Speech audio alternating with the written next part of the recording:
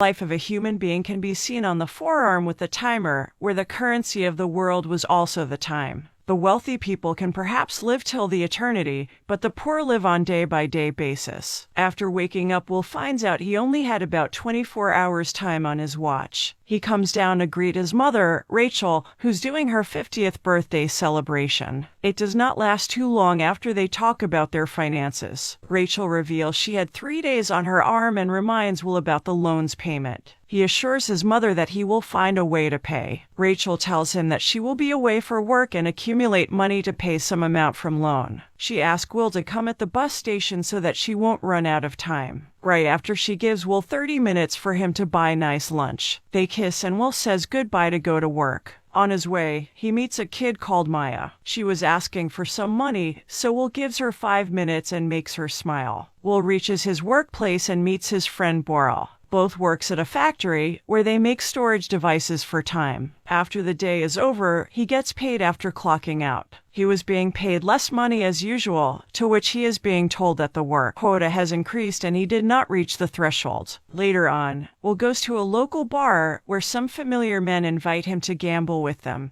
but he refuses to participate. He also takes 1 hour time from a man who owed him earlier and head towards his friend Boral. He finds him in an intoxicated state where he reveals about a man who had been buying everyone free drinks all night. Will gets to know that this man had over a century. He goes to the man, whose name was Henry, and tells him that he was vulnerable to the thieves at the bar and he should leave. But Henry was not scared of anyone. A bunch of men show up at the bar while everyone rushes out. Boral tells Will that these are called Minutemen, who usually rob people or do even worse. He suggests Will to go, but Will decide to stay and watch. He tells him that he won't do anything stupid, so Boral leaves him. Forties, who was the leader of the Minutemen, tells Henry to give him his time. He was willing to fight for it. Henry was pretty nauseous and go into the restroom while a Minuteman was on the watch. Immediately, Will knocks the door along with the watcher and rescue Henry from there. They both run away while being chased by Forties and his group.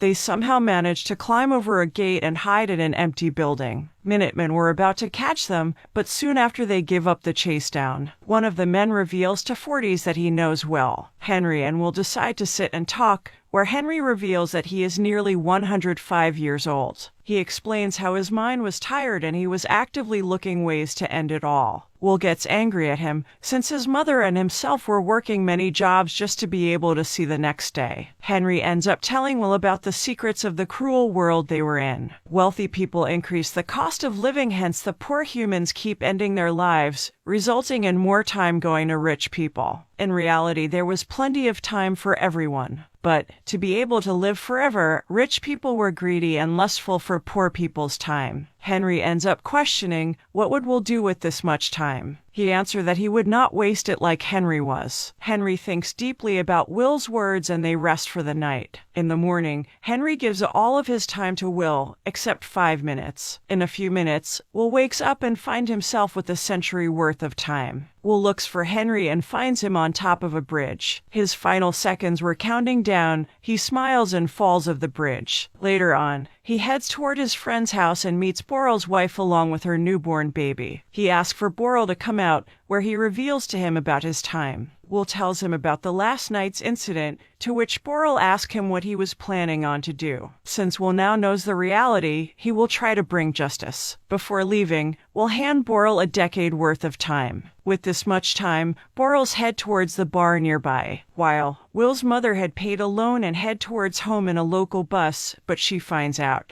that she does not have enough to pay for it since the prices went up. She requests to the driver along with the passengers, but everyone looks away from her. Being desperate, she begins to run towards the other bus station where Will was waiting for her. He realizes this and they both can be seen running towards each other as the death comes closer for Rachel. They finally watch each other running. Both run as fast as they can, but Rachel ends up leaving this world before Will could reach her hand. Will was crying in agony knowing they were so close to living the dream life they always wanted. Next day, timekeepers, who are considered to a cop in this futuristic world, comes and picks up Henry's body from the river. Raymond, who was the senior timekeeper, along with his junior called Jaeger, investigate on the scene. Before they were leaving, Raymond noticed a camera on the bridge. On the other hand, Will sits inside a cab with a positive face, ready to go through all the time zones in his way. On his trip to New Greenwich, they encounter many borders, where Will has to pay a fee to be able to enter each time zone. Will reaches last border, which costs him 1 year worth of time. Driver curiously asks Will for his intentions for the arrival in New Greenwich, and Will says that he wants to make the people pay. This city was totally different from what he was used to in the past. Will exits the car and run pretty quickly as if he still had less time. As he looked into the watch, he finally acted if he was a normal human being. Meanwhile, a woman was watching Will, whose name was Sylvia. He enters the hotel and talks to the receptionist for a suite. Later, he wakes up in his luxurious room and looks at his time and feels relieved. Though he was on the more comfortable bed, her mother's death was still making him anxious. His experiences delicious food and drinks and pays the waitress about a week worth of time. She noticed something about Will and pointed out that he was acting a bit too fast. He replies saying he is not fast at everything. Will plans on doing a wardrobe change before entering the casino. Timekeepers also see Will in the surveillance footage. Jaeger reports to Raymond about crossing the bridges earlier. While they were getting more information about Will, Raymond reveals he knew about Will's father. Later, Will walks to the casino and sits at the poker table. At the table, Will was being acquainted with a billionaire whose name was Philip.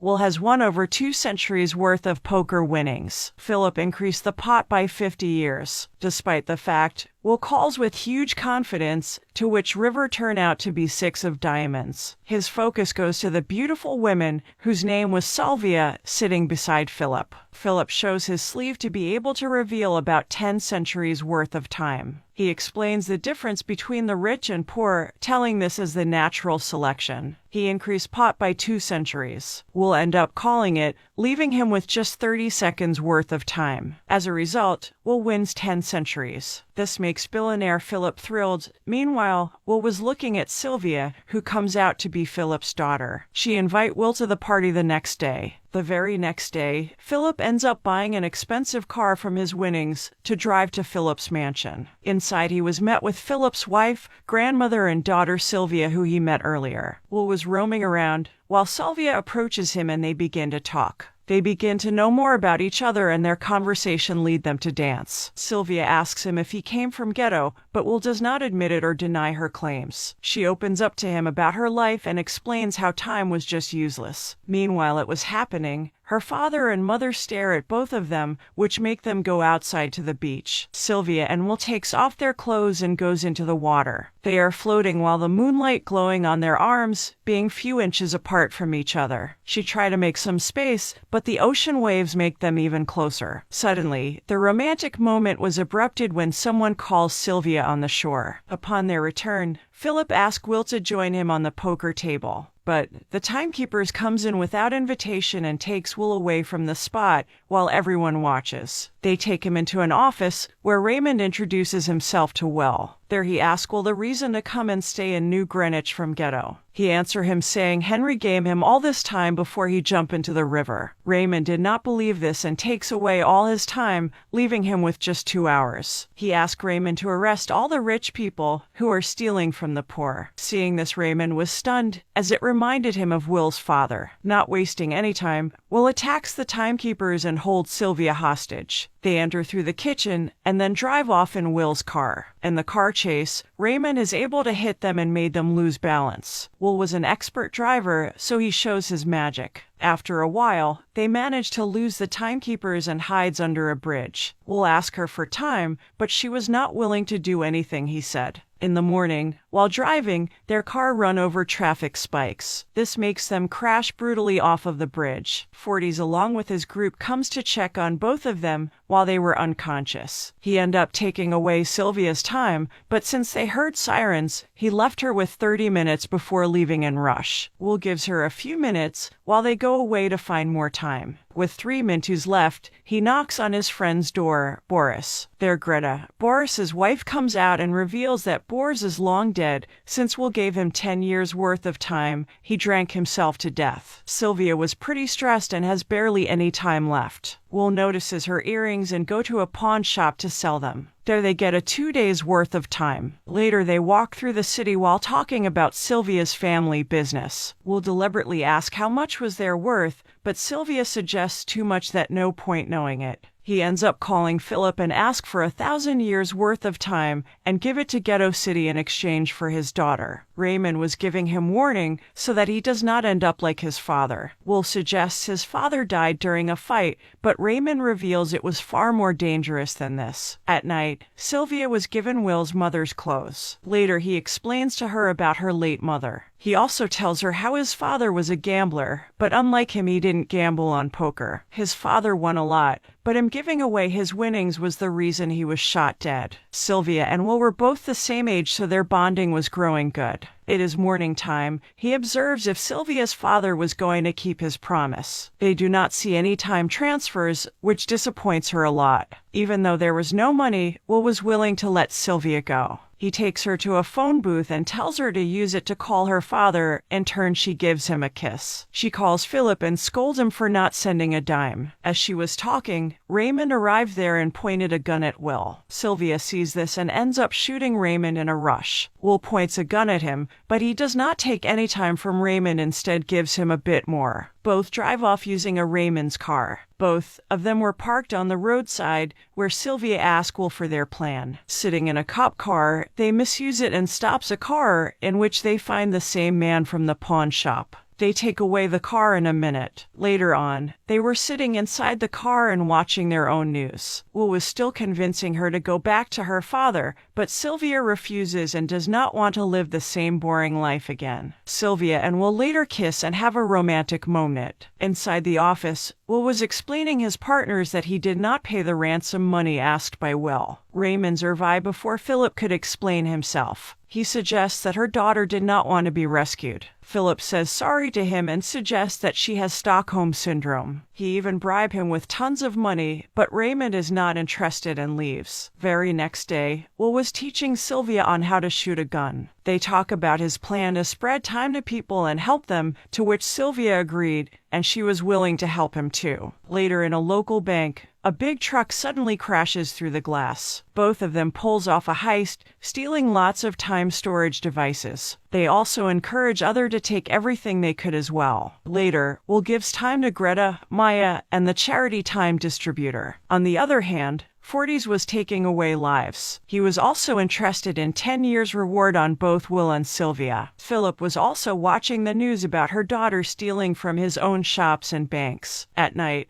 Raymond and his men were all around the motel in which they both were staying in. They suddenly hear the noise and figure it out and ends up jumping off the window. Raymond was chasing them along with his gun. They jump on the roof and hears a shout out. In a moment, they see a bus where they bribe the driver and end up losing Raymond. Meanwhile, Forties was searching for Will and Sylvia. He asked a group of people and even take one of Guy's life in the process. Seeing this, a man take a step forward, but he wanted a share cut from the profit. At a motel, both talk about the next steps and challenges they will face and accepts their fate even if they end up dead. Immediately, the door was burst open by Forties and his men. He was feeling very generous, so Forties gives him a chance to play a game for his life. He rolls up his sleeve to play the game of strong arm, and they start to play. Will was struggling up until his final seconds arrive. Suddenly he turns around while Forties was losing focus. While Forties' fear grows, Will takes a gun out of his ankle and shoots all of his men, where Forties' time ends too. Sylvia and Will were standing on the rooftop, seeing the tax prices rising rapidly. Will was feeling hopeless, telling the rich won't change and keep stealing poor people's time. He thinks 1,000,000 years would probably make a real difference, to which Sylvia suggests that she have a plan. Very next day, Philip goes into the building along with tons of bodyguards. His daughter catches their attention while calling for her father. Will was standing among the guards and ends up putting gun directly at Philip's head. They command all the guards to put all the weapons down and takes Philip hostage. He was taken to his office, where there was a device with millions of years. Philip explains to them that society will fail if the time goes into wrong hands. When he says that for someone to be able to reach immortal, many must be sacrificed. Hearing his words, Will could not control himself and ends up pulling a gun on him. He tells him immortality isn't worth it, even if one person has to sacrifice the life. Both of them leave right after. On the other hand, cops' vehicles are blocking the main door and timekeepers shoot at Will and Sylvia as they bash throughout one of the office in the middle unharmed. Raymond, however, does not give up the chase. Soon they arrive at Ghetto, and as they almost reach safely, Raymond interrupts and crash into them. Will gives the device to Maya to give away all of it to people. Raymond pulls a gun on them, but because of the crowd they end up escaping from his sight. Raymond hijacks one of the cars and their chase goes on. They end up meeting where Raymond had a gun pointed at Will, and he admits how the gap between rich and poor had to be maintained, and he was also from Ghetto. His eyes were open to the hard truth, but as they talk, he looks at his time and dies on the spot. Both Will and Sylvia try to recover their time and run towards Raymond's car since it had some spare time. Will reaches there first and replenish himself. Both run towards each other, just like he ran to his mother, but unlike last time, he reaches Sylvia and saves her life. Next day, we can see all the Ghetto citizens are crossing the borders. All the systems start to collapse, and we see Sylvie and Will getting ready to rob a massive time bank.